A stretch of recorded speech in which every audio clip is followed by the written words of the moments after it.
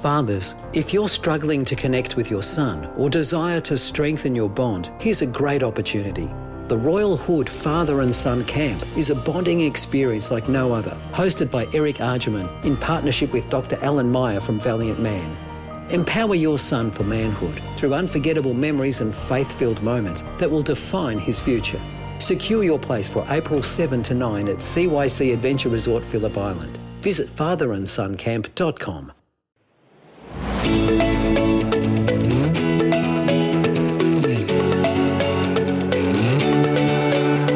Hello, welcome back to another episode of the Everyday Joy podcast. I'm your host, Ash Couchman, and I cannot wait to find moments of joy with you today. As we wrap up the week, we're going to jump straight into our verse today. Let's hear today's words to live by.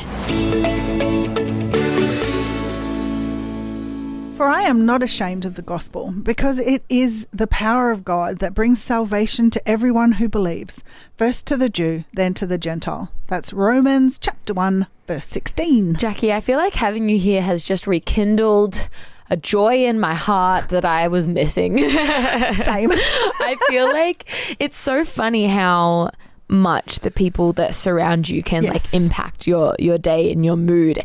And it really, I think that for me, it's a great reminder that as we head into the year, like obviously not every day is going to be a fun day. Sometimes you're going to have flat days, low days. That's just the reality of life. But I think chatting to you today, I'm like, you know what?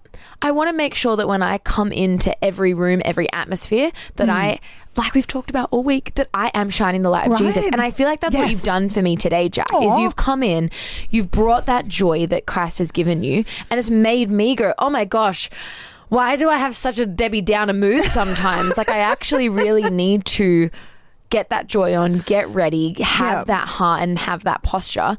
And like I said earlier in the week, it is a choice. And it's actually something that I need to work on to help make sure that I come into every scenario with a heart and a posture and a readiness to be like full of joy, full of passion, full of hope. There will be moments of joy today. Totally. It's like exactly what you say when you sign off the podcast every day. You know, I pray that you'll find moments of joy. Totally. You know, I'm having a moment. So Jackie, I just can't. I feel like I'm thinking about you leaving and I like could cry. Wow. So funny. So funny. Oh, wow. But I have to tell you what is bringing me real moments of joy is every time you say, I'm your host, Ash Couchman. Well, that's the first time you've heard it. I haven't been here since you've been married. It's still weird for me. I still get a bit weirded out by it. Like I haven't changed it legally yet. So, you know. But every time I hear you say it, I'm like, oh, that's a little spark of joy there, because you know it's such a joyful event. It's literally, I had Toby on the podcast just before the end of the year. And I was sharing how I pretty much cry every second day because I wish that we could relive our wedding. And Toby just like looks at me, he's like, oh my gosh. Because I cry and I go, I just wish that we could do it again. And he's like, well, we can't, so figure it out. But like, just note to Tobes, this is a really good sign, mate. Like, I know, she's it is very true. happy she's married to you. No, I am very, very happy, but it is funny and I'm still not used to it. But it's such a process to change all of the legal things. Yeah. So I'm just like, I'm really putting it off. And every part of me is like, thought I would do it over the Christmas break, but I've got other things to do. So I'll get onto it ASAP. Awesome. Romans 1 verse 6, for I am not ashamed of the gospel, because it is the power of God that brings salvation to everyone who believes, first the Jew and then the Gentile. Man, love this verse. I know we say it every single time, but I think the reason this resonates with me is I still remember growing up in probably primary school and probably a bit of high school. And I'm really grateful because I've had a faith my whole life. You know, it's looked differently across my life, but I've always had a faith in God. I also remember moments where, not that I was ashamed of God, but I found it awkward to talk about God. And as a young person, I remember being like, oh, I'm not going to mention that I'm going to church because I don't want people to think I'm weird. Or like, you know, you kind of filter your language around faith in church because as a kid, you get scared that people are going to treat you different or be unkind or that they're going to judge you. And so I think the reason I love this is because I remember feeling like that. And I remember feeling so guilty because I was like, I know God is good. Like, I know he's so good. So why do I get so nervous to tell people about him? Yeah. Whereas I find now, you know, I still have my moments. I still have those moments where you have to really make the choice to talk about God in a scenario. But I don't feel that same way because I feel like I'm not ashamed anymore. I don't have that level of nervousness about talking about God because I literally can reflect on my whole life and go, man, God has been so good to me. My life has only been like this because of God. So I have this excitement. So I know what it was like to be, I suppose, ashamed. And I now know what it's like to not be ashamed. And so I think that I get excited because I go, if you're feeling that sense of shame or struggling to bring it up or talk about it, there will be a day where you don't feel like that and you will love it because you can, like we've been talking all week, you can let that light of God shine because you're not intimidated or afraid or nervous about what other people think anymore. And it's a great, great place to be at. And if you're not there right now, know that you can be there and that it will change. Yeah. And it's not all like being unashamed. It doesn't mean crazy.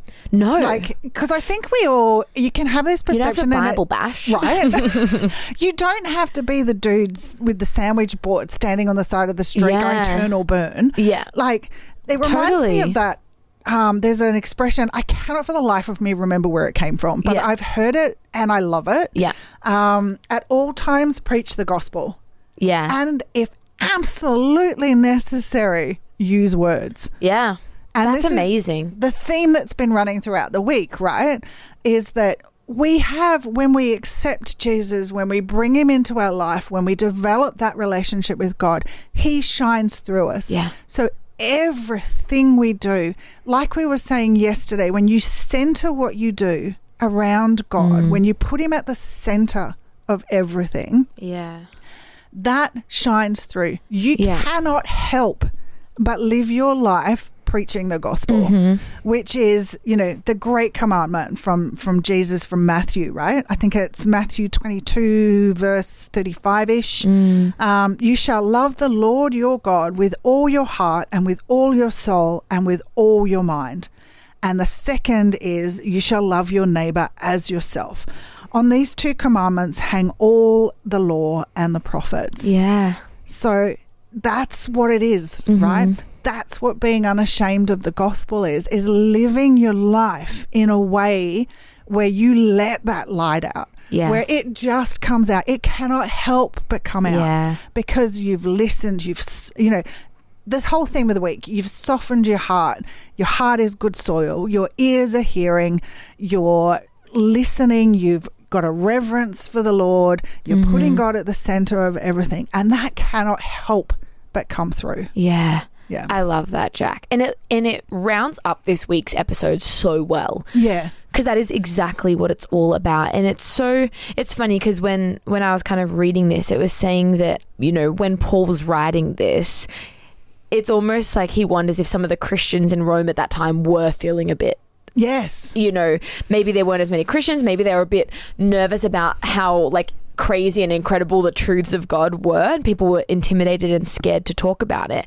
But something that just popped up to me as I was reading this, and I remember a conversation I had with someone once, and it's funny because I feel like everyone has such a different experience of Christianity, particularly when you grow up in church. You can have learnt things that aren't true from just one perspective or one thing that you misinterpreted growing up, and then you get older and you realize it wasn't true. And it's not to say that you throw the baby out with the bathwater, but you need to learn, you need to grow. And I remember talking to someone once who said that when they were growing up in church, they truly believed that it was their responsibility to bring people to Jesus. And when I say that, I mean like if someone doesn't believe in God, it is your fault, in the sense of if you're not telling them about God enough, if you're not doing this enough, if you're not whatever, like that's on you. Yeah. And what I think this verse also is saying through that is we don't need to be ashamed of that good news. We don't need to be ashamed about telling people about the gospel. However,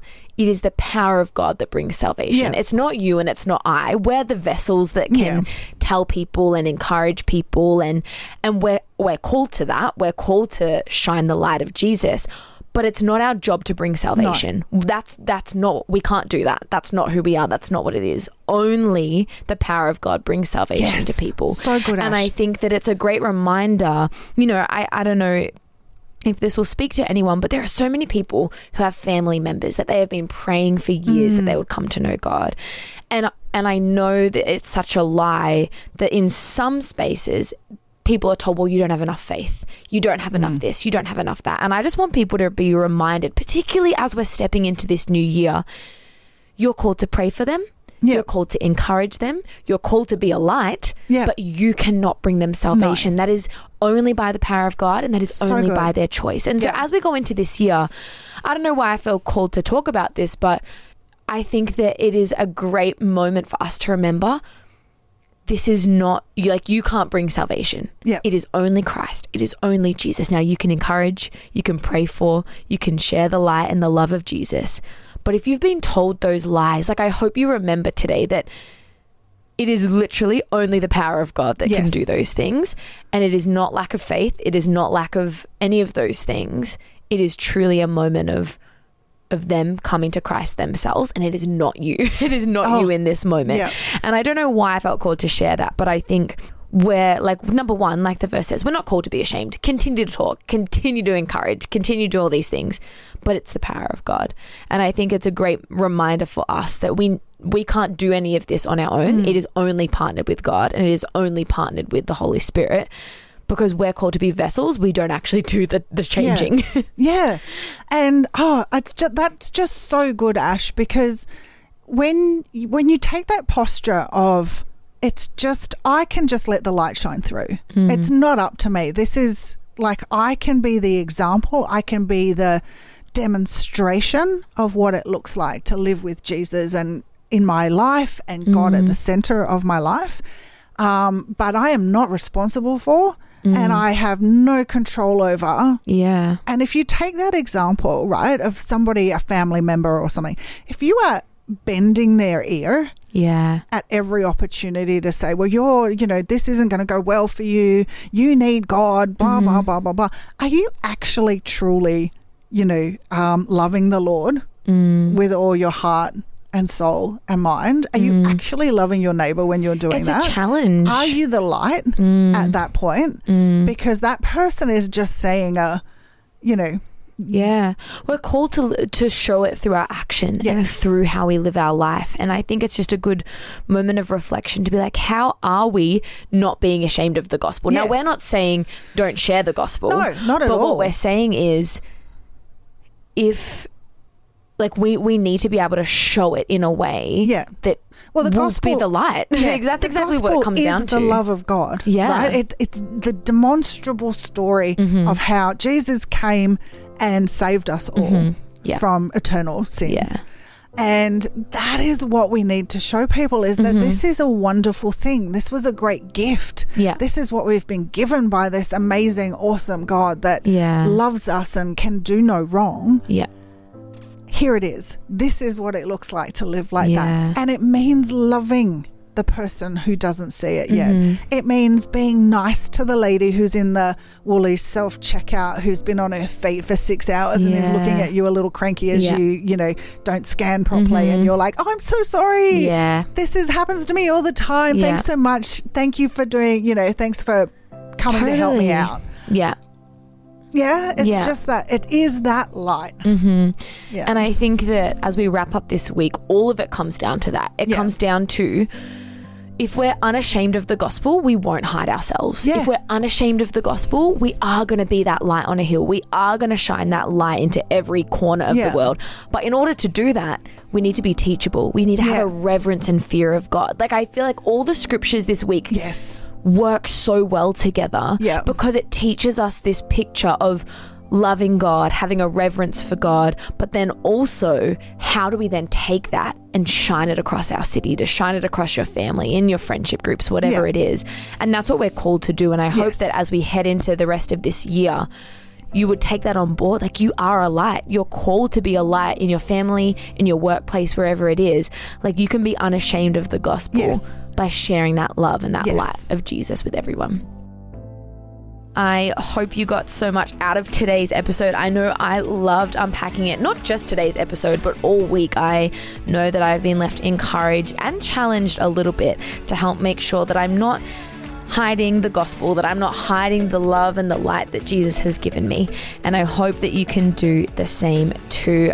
I cannot wait to dive even deeper into the Word of God with you next week. But until then, I pray you're able to find moments of joy.